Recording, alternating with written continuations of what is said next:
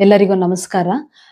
ಇವತ್ತು polycystic ovarian syndrome ಇಂದ ಪ್ರೆಗ್ನೆನ್ಸಿಯಲ್ಲಿ ಆಗುವಂತ ತೊಂದರೆಗಳೇನು? ಮತ್ತೆ ಬೇರೆ ಮೆಟಬಾಲಿಕ್ ಪ್ರಾಬ್ಲಮ್ಸ್‌ಗಳು ಆಗುವ ಯಾವ ಪ್ರಾಬ್ಲಮ್‌ಗಳಾಗಬಹುದು ಅನ್ನೋದನ್ನ ಇವತ್ತು ನಾವು ತಿಳ್ಕೊಳ್ಳೋಣ.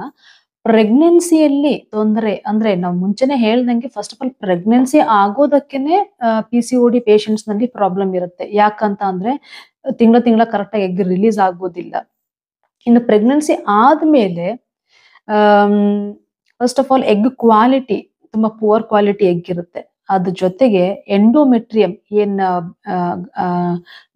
ಗರ್ಭಕೋಶದ ಒಳ ಪದರ ಅಂತ ಏನಂತ ಕರಿತೀವಲ್ಲ, ಅದರದ ರಿಸೆಪ್ಟಿವಿಟಿ ಅಂದ್ರೆ ಎಂಬ್ರಿಯೋನ ಚೆನ್ನಾಗಿ ಹಿಡಿದುಕೊಂಡು ಅದರ ಬೆಳವಣಿಗೆಗೆ ಸಹಾಯ ಮಾಡುವಂತಹ ಒಂದು ಕೆಪಾಸಿಟಿ ಕೂಡ ಈ ಪಿಸಿಓಡಿ ಪೇಷಂಟ್ಸ್ ನಲ್ಲಿ ಕಮ್ಮಿ ಇರುತ್ತೆ. ಅಂದ್ರೆ ಎಂಡೋಮೆಟ್ರಿಯಂ ಕ್ವಾಲಿಟಿ ಕೂಡ ಅಷ್ಟು ಚೆನ್ನಾಗಿರೋದಿಲ್ಲ.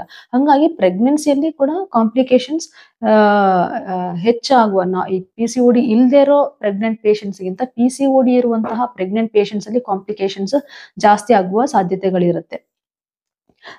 ಮೊದಲ 3ರಿಂದ 4 ತಿಂಗಳು ಯೂಶುವಲಿ ಈ ಈ ಮಿಸ್‌ಕ್ಯಾರೇಜ್ ಅಂತ ಏನಂತ ಕರಿತೀವಲ್ಲ, ಅದು ಪಿಸಿಓಡಿ ಪೇಷಂಟ್ಸ್ ನಲ್ಲಿ ಸ್ವಲ್ಪ ಜಾಸ್ತಿನೇ ಇರುತ್ತೆ. 20-40% ಆಫ್ ದ ಟೈಮ್ಸ್ ಪಿಸಿಓಡಿ ಪೇಷಂಟ್ಸ್ ನಲ್ಲಿ ಮಿಸ್‌ಕ್ಯಾರೇಜ್ ಆಗುವ ಸಾಧ್ಯತೆಗಳು ಹೆಚ್ಚಿಗೆ ಇರುತ್ತೆ.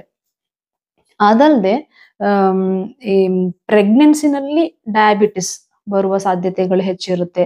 ಪ್ರೆಗ್ನೆನ್ಸಿನಲ್ಲಿ ಹೈಪರ್ ಟೆನ್ಷನ್ ಬಿಪಿ ಜಾಸ್ತಿ ಆಗುವ ಸಾಧ್ಯತೆಗಳು ಹೆಚ್ಚಿರುತ್ತೆ. ಈ ಪ್ರೀ ಎಕ್ಲಾಂಪ್ಸಿಯಾ ಅಂತ ಏನಂತ ಕರಿತೀವಲ್ಲ, ಅದು ಬಿಪಿ ತುಂಬಾ ಜಾಸ್ತಿ ಆಗಿ ಆಮೇಲೆ ಮತ್ತೆ ಎಕ್ಲಾಂಪ್ಸಿಯಾ ಫಿಟ್ಸ್ ಆಗುವ ಸಾಧ್ಯತೆಗಳೆಲ್ಲ ಈ ಪಿಸಿಓಡಿ ಪೇಷಂಟ್ಸ್ ನಲ್ಲಿ ಜಾಸ್ತಿ ಇರುತ್ತೆ.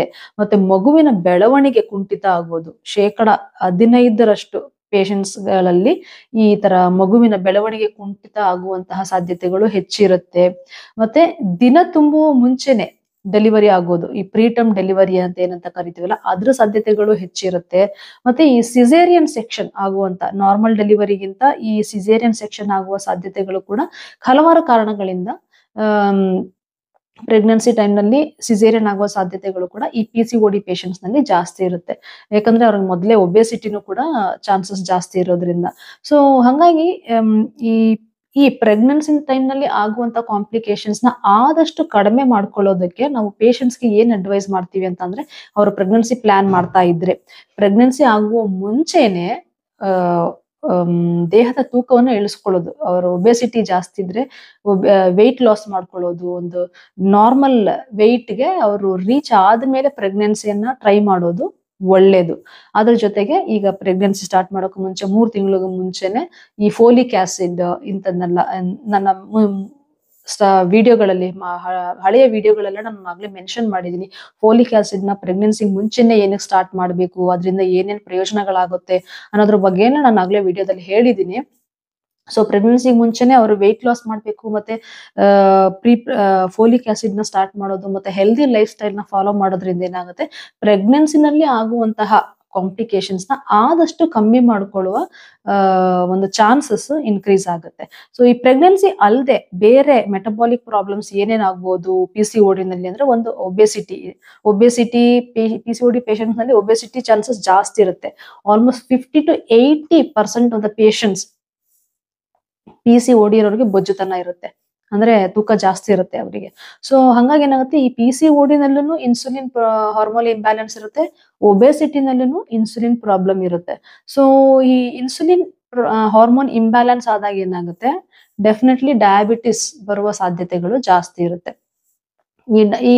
ಈ ಪಿಸಿಓಡಿ ಪೇಷಂಟ್ಸ್ ಅಲ್ಲಿ ಹೆಂಗೆ ಅಂತಂದ್ರೆ, ಒಂದು 40 ಇಯರ್ಸ್ ರೀಚ್ ಆಗೋಷ್ಟೊತ್ತಿಗೆ almost more than 50% of the ಪೇಷಂಟ್ಸ್ಗೆ ಆಲ್ರೆಡಿ ಡಯಾಬಿಟಿಸ್ ಬಂದಿರುತ್ತೆ. ಸೊ ಅಷ್ಟು ಹೆಚ್ಚಿಗೆ ಸಾಧ್ಯತೆ ಇರುತ್ತೆ ಪಿಸಿಓಡಿ ಪೇಷಂಟ್ಸ್ ನಲ್ಲಿ ಡಯಾಬಿಟಿಸ್ ಆಗುವ ಸಾಧ್ಯತೆಗಳು.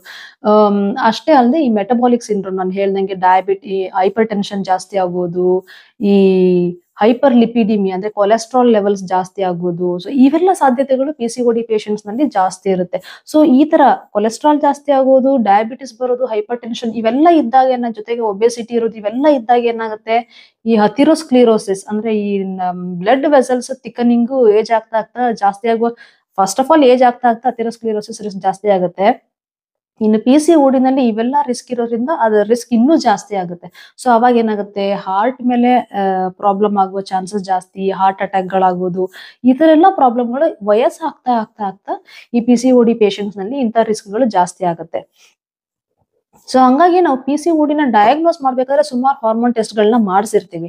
Like FSH, LH, prolactin hormone levels, testosterone levels, ಈ ಟೆಸ್ಟ್ ಗಳನ್ನೆಲ್ಲ ನಾವು ಮಾಡಿಸಿರ್ತೀವಿ. ಅದರ ಜೊತೆಗೆ ನಾವು ಇನ್ನು ಕೆಲವು ಟೆಸ್ಟ್ ಗಳನ್ನ, ಈ ಎಲ್ಲಾ ಎಫೆಕ್ಟ್ ಗಳು ಇರೋದ್ರಿಂದ ಇನ್ನು ಕೆಲವು ಟೆಸ್ಟ್ ಗಳನ್ನ ನಾವು PCOD ಡಯಾಗ್ನೋಸ್ ಆದ ತಕ್ಷಣ ಮಾಡಿಸ್ಬೇಕಾಗತ್ತೆ, ಮತ್ತೆ ರೆಗ್ಯುಲರ್ ಆಗಿ ಮಾಡಿಸ್ತಾ ಹೋಗ್ಬೇಕಾಗತ್ತೆ.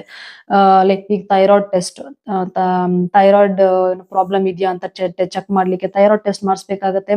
ಮತ್ತೆ GTT ಅಂದ್ರೆ ಗ್ಲೂಕೋಸ್ ಟಾಲರೆನ್ಸ್ ಟೆಸ್ಟ್, ವರ್ಷಕ್ಕೋ ಇಲ್ಲ 2 ವರ್ಷಕ್ಕೋ ಒಂದ್ಸಲಿನೋ ನೀವು ರೆಗ್ಯುಲರ್ ಆಗಿ ಗ್ಲೂಕೋಸ್ ಟಾಲರೆನ್ಸ್ ಟೆಸ್ಟ್ ಮಾಡಿಸ್ತಾ ಇದ್ರೆ ಡಯಾಬಿಟಿಸ್ ಬಂದಿದ್ಯಾ ಇಲ್ವಾ ಅಂತ ಗೊತ್ತಾಗುತ್ತೆ. ಮತ್ತೆ BP ಚೆಕ್ ಮಾಡಿಸ್ಕೊತಾ ಇರ್ಬೇಕಾಗತ್ತೆ ಅವಾಗ ಲೈಕ್ ವರ್ಷಕ್ಕೊಂದ್ಸಲಿ ಆದ್ರೂ ಮಾಡಿಸ್ಬೇಕಾಗತ್ತೆ. ಅದ ಫಿಕ್ಸ್ಡ್ ಕ್ರೈಟೀರಿಯಾಸ್ ಅಂತ ಇಲ್ಲ, ಗೋಲ್ಸ್ ಅಂತ ಇಲ್ಲ, ಬಟ್ ನೀವು ಅವಾಗ ನಿಮ್ಮ ಆರೋಗ್ಯದ ಉತ್ತಮ ಆರೋಗ್ಯಕ್ಕೋಸ್ಕರ ನೀವು ಅವಾಗ ಮಾಡ್ಕೊತಾ ಇದ್ರೆ, ಸ್ಕ್ರೀನಿಂಗ್ ಮಾಡ್ಕೊಳ್ತಾ ಇದ್ರೆ ಒಳ್ಳೇದು. ಮತ್ತೆ ಲಿಪಿಡ್ ಪ್ರೊಫೈಲ್, ಕೊಲೆಸ್ಟ್ರಾಲ್ ಲೆವೆಲ್ಸ್ ನೆಲ್ಲ ಅವಾಗ ಚೆಕ್ ಮಾಡ್ಕೊತಾ ಇದ್ರೆ ಒಳ್ಳೇದು. ವೆಯ್ಟ್ ಗೇನ್ ಆಗ್ತಾ ಇದೆಯಾ ಇಲ್ವಾ ಅದು ನೋಡ್ಕೊಳ್ಳಿಕ್ಕೆ ವೆಯ್ಟ್ ಗಳನ್ನ ಚೆಕ್ ಅವಾಗ ಚೆಕ್ ಮಾಡ್ಕೊಳ್ಳೋದು ಒಳ್ಳೇದು. ಸೊ ಈ PCOD ಪ್ರಾಬ್ಲಮ್ಗಳಿಂದ ಆಗುವಂತಹ ಇಂಥ ತೊಂದರೆಗಳನ್ನೆಲ್ಲ ಆದಷ್ಟು ಕಮ್ಮಿ ಮಾಡ್ಕೊಳ್ಳೋಕೆ ನೀವು ಈ ಎಲ್ಲಾ ಮೆಷರ್ಸ್ ನ ಆದಷ್ಟು ಫಾಲೋ ಮಾಡೋದು ಒಳ್ಳೇದು. ಈ ಎಲ್ಲಾ ವಿಡಿಯೋಸ್ ನಿಮ್ಗೆ ಯೂಸ್ ಆಗ್ತಾ ಇದೆ ಅಂತ ಅನ್ಕೋತೀನಿ. ಎಲ್ಲರಿಗೂ ಒಳ್ಳೇದಾಗ್ಲಿ. ಧನ್ಯವಾದಗಳು. ನಮಸ್ಕಾರ. ಈ ವಿಡಿಯೋಗಳು ನಿಮ್ಗೆ ಇಷ್ಟ ಆಗ್ತಾ ಇದ್ರೆ ಲೈಕ್ ಮಾಡಿ, ಕಮೆಂಟ್ ಮಾಡಿ ಮತ್ತು ಶೇರ್ ಮಾಡಿ. ಮತ್ತು ಹೆಣ್ಣು ಮಕ್ಕಳ ಆರೋಗ್ಯದ ಬಗ್ಗೆ ಇನ್ನೂ ಹೆಚ್ಚಿನ ಮಾಹಿತಿಗಾಗಿ ಈ ಚಾನೆಲ್ಗೆ ಸಬ್ಸ್ಕ್ರೈಬ್ ಮಾಡಿ ಮತ್ತು ನೋಟಿಫಿಕೇಶನ್ ಬೆಲ್ ಪ್ರೆಸ್ ಮಾಡಿ.